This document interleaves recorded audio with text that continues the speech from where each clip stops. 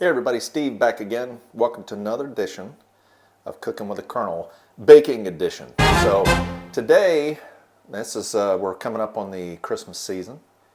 I'm in a baking mood. So I've got a kitchen now. I'm all excited because I've got this kitchen. I've got an oven that's warming up now. Can you hear it? It's warming up right now as we speak. Got a microwave that actually works and pops popcorn, unlike the last one at the last hotel we were in. Thing was awful. Got a cooktop, got a garbage disposal. Pretty excited about that. I'm easily amused. Yes, I am easily amused. So what I'm going to cook today, I wanted to look, I've got my air fryer. I've been doing a lot of those recipes. And what I want to do tonight is recreate one of Mom's recipes, one of her baked goods that she did. This is a blackberry cake. And I'm kind of excited about this. So I was looking through a lot of them, and a lot of the very first one that I made of Mom's, looking at her videos, was the banana pudding. And she actually put that on there. She talks about why she started doing these videos, and that was why. It was because I kept calling her about that and about other stuff, but that one in particular, and I'm, okay, how do I do this? Okay, what? And I'm writing it all down, and how to do the meringue and all that stuff, and I made it, and it turned out awesome. And Mom, I guess that inspired her to just go ahead and start making videos, and that was about when she started doing that. So anyway, I've looked back through a lot of them, and I'm going, okay, that looks delicious, but much too difficult for me, and what I got going on. So this looks simple enough.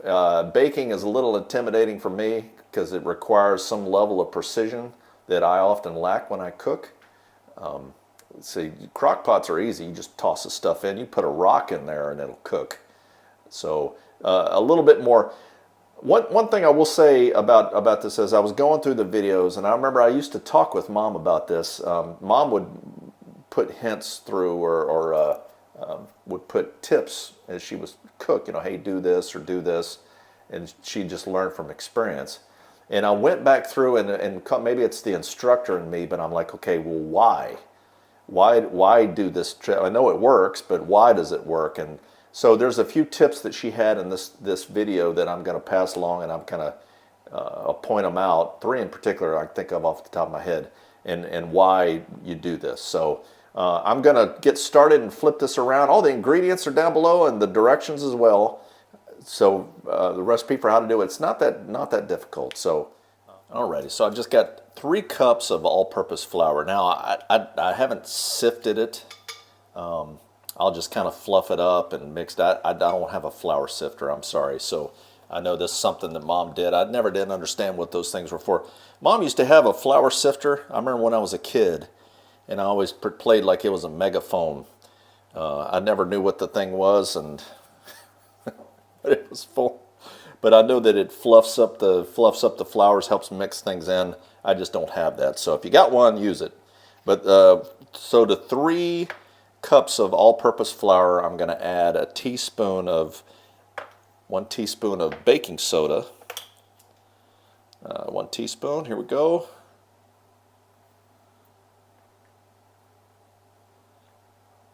Again, striving for perfection and precision, and often failing to achieve it. Okay, 2 teaspoons. I'm sorry, did I say tablespoon? That was a teaspoon. 2 teaspoons now of baking powder. 2 teaspoons of baking powder. 1, 2. Okay, and half a teaspoon of salt. All right, half a teaspoon of salt. So I just have to be careful here. Try to get this all in here. Half a teaspoon of salt.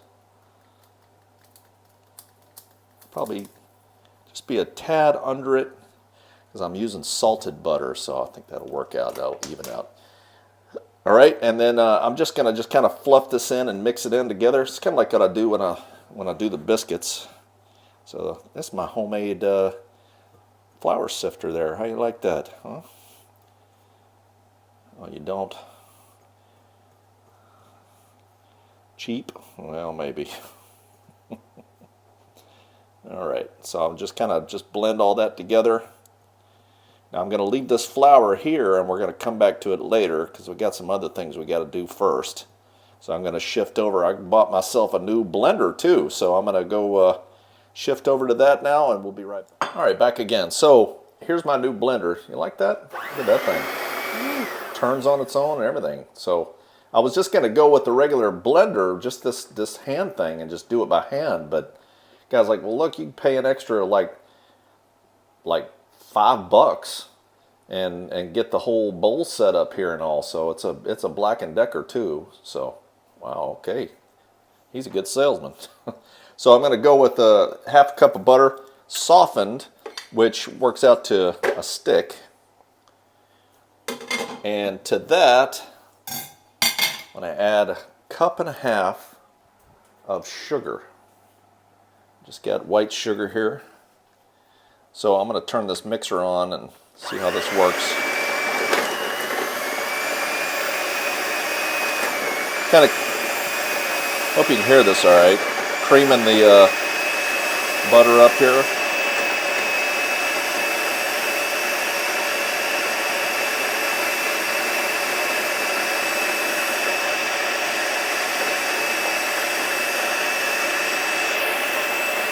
Blocking the view.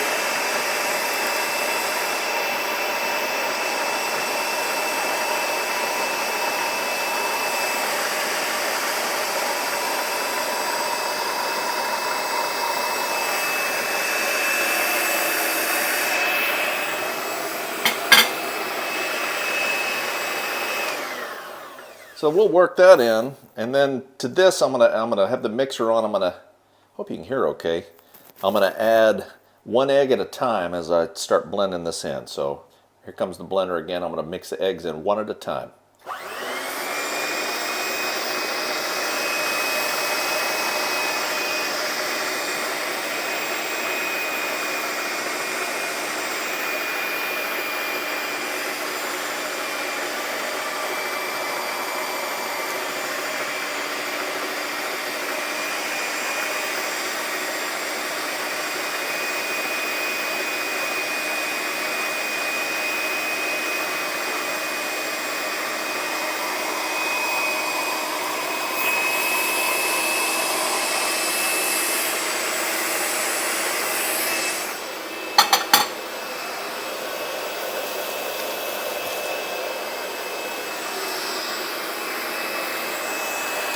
All right, now I'm going to add my spices.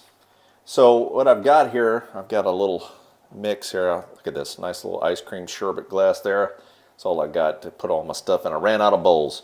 But what I'm going to add is a half teaspoon of ground cloves, which is funny because I couldn't find ground cloves, so I had to buy whole cloves, and I had to chop them up myself. So this is really homemade. All right, so half a teaspoon of ground cloves, half a teaspoon of allspice, half a teaspoon of cinnamon, half a teaspoon of nutmeg, and half a teaspoon of ginger powder. All that's going in. And I'm going to add 1 teaspoon of vanilla extract as well. So here we go.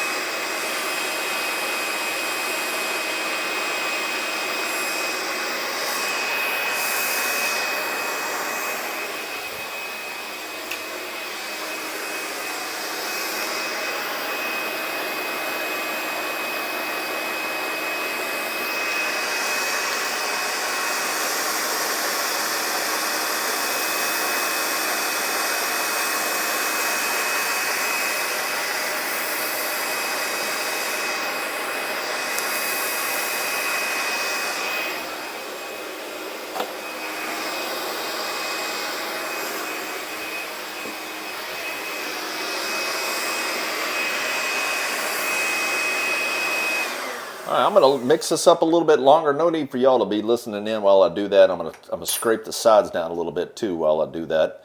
And I'm going to go ahead and get my my blackberry concoction here, so I'll be right back. All right, next I'm going to mix in some blackberry. Now I've got preserves. Mom made it real clear on there to use jam, blackberry jam, and not jelly.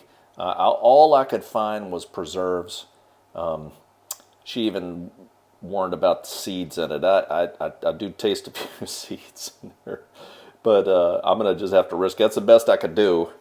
So there you go. So I've got, it's a 1 cup of blackberry. Now jam would be best. Use what you got, I guess. So here it goes. It's going in.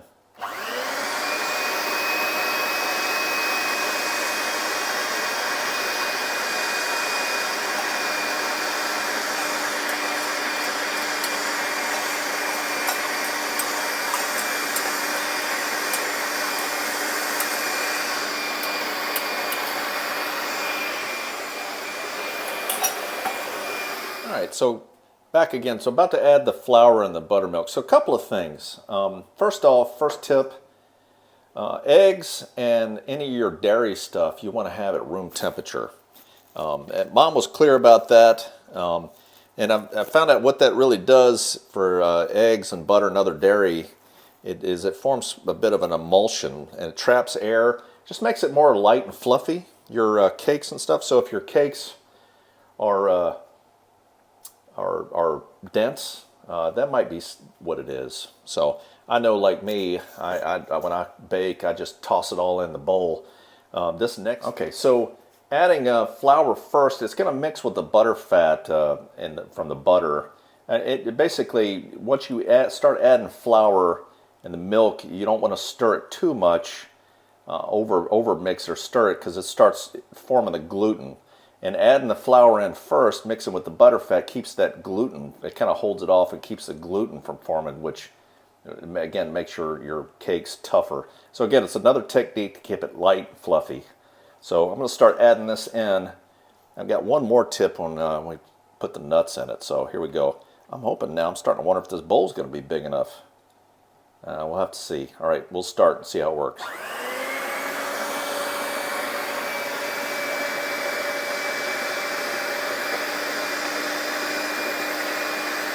I'm going to go a little heavier with the first batch of flour, because that's what's going to mix with that butter fat first.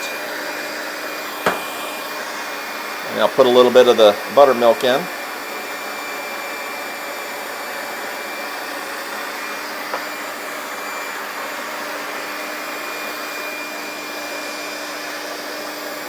Back in with the flour.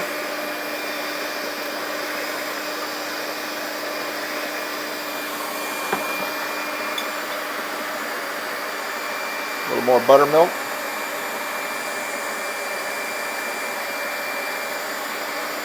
A little bit at a time. In with the flour.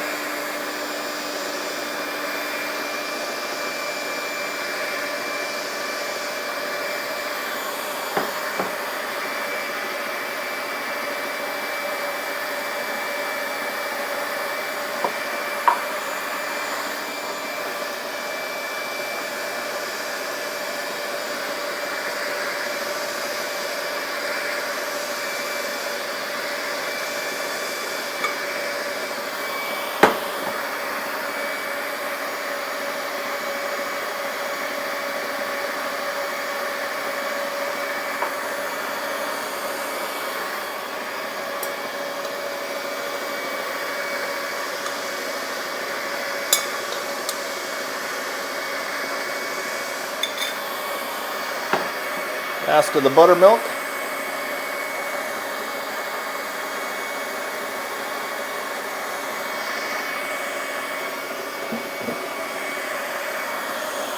And the last of the flour.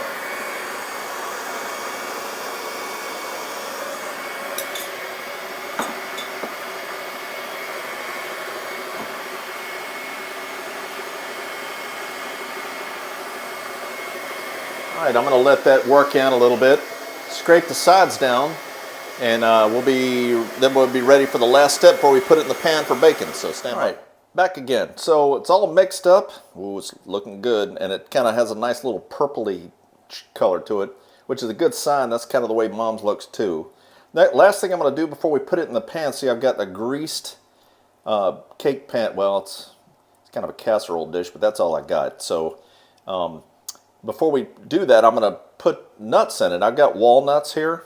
Now this is one of my last tip, so this is the third tip here, is before you put the nuts in, see, nuts have Mom always said, well, we'll coat them a little bit with flour. And I'm like, okay, why? And I was looking up, and nuts, you know, and like dried fruit, things like that, have an oily coat to them. So when you put them in the batter and you start swirling it around, they basically kind of slip to the bottom. And that's how nuts and fruit and everything else end up at the bottom of the cake. So if you coat the nuts before you put it in with some flour, and I just put like a teaspoon of flour in here, and I'm just kind of swirling around and coating it, and it basically helps it grip, and so you get a nice, more even mix through the batter. I'm like, huh, how about that? All right, learn something every day. All right, so I'm going to put these in, and basically I'm going to just fold them in. So just make sure I get, not working it too much here, just kind of fold them in to get a nice mix through. So what am I going to eat all this cake? No. The plan is to take it into work tomorrow. I got a little bit later show, so the folks at work are going to get a nice treat. I hope this turns out, or they'll ask me not to bake anymore. One or the other. We'll see. Hopefully this will work out. Yeah, this is and this is mixing in nice. All right, so now I'm gonna put it in my greased cake dish here. Make sure you can see it. Okay, and I'm gonna just basically put it in here and spread it around. I think I got enough here. A ravishing Mrs. Ritter just called, so she's on Zoom right now waiting for me to finish and put this in the oven so that we can talk, catch up. She's doing all right. She probably not going. She hear me talking about her probably. All right, so I'm gonna just kind of scrape all this out. Yes, I know I need a rubber spatula. That's next on my shopping list. Maybe Santa will bring me a rubber spatula. So I forgot to pick one up. I thought there might be one here in this hotel, but there is not. So got to use this for now. This will have to do. I'm going to just kind of spread this around evenly. Sure. So I just buttered this. I didn't have any Crisco or anything. I did see Crisco, and they do sell it over here, but I'm like, nah. I don't even use Crisco anymore for biscuits. There it is. So there's the cake. I'm going to put it in the oven, 350 degrees for about 30 minutes or so till it's done, and obviously the toothpick comes clean. So in the oven it goes. We'll be back and check how it goes. All right, back again. So it ended up being 45 minutes at 350 degrees, and you can see a little deeper casserole dish, a lot more cake batter. I just kept checking it every 5 or 10 minutes until the toothpick came out clean. But I've let this sit on the counter now and kind of cool down, and you can see how it kind of pulls away from the dish here, which is a good sign. And I've got a good feeling about this. This is about the fluffiest cake I've ever made. I'm pretty excited about how this is going to turn out. So I'm going to cut myself a piece, and I'll plate it up and try it out here. I always like the corner pieces, so yeah, I'm going to get myself a big piece. See how this looks coming out of here. I don't know if I can get it. There we go. All right, I'm going to just manhandle this thing out of there. Look at that. Oh, that looks fluffy and good. All right, on the plate it goes. I'm going to turn this around and I'm going to try it because I've got a hankering for some cake. So I'll be right back. All right, back again. So again, here's what it looks like. Very nice. See up close, it's nice and airy and fluffy, spongy too. So I didn't put any topping on it because I'm trying to cut back a little bit on the sugar and eat a little better, you know, especially after eating out so much. So, but here's the link to Mom's version of this, or the original version of it, and she makes a nice glazed topping with some brown sugar and some good goodies. So I'm gonna give this a try now. I'll try this out and see. So, oh, and as I'm looking, those walnuts are all mixed in. They're not all on the bottom. They're all in. You can see. Let me show you. See on the side there. They're all mixed in. Very nice. Nice and fluffy cake.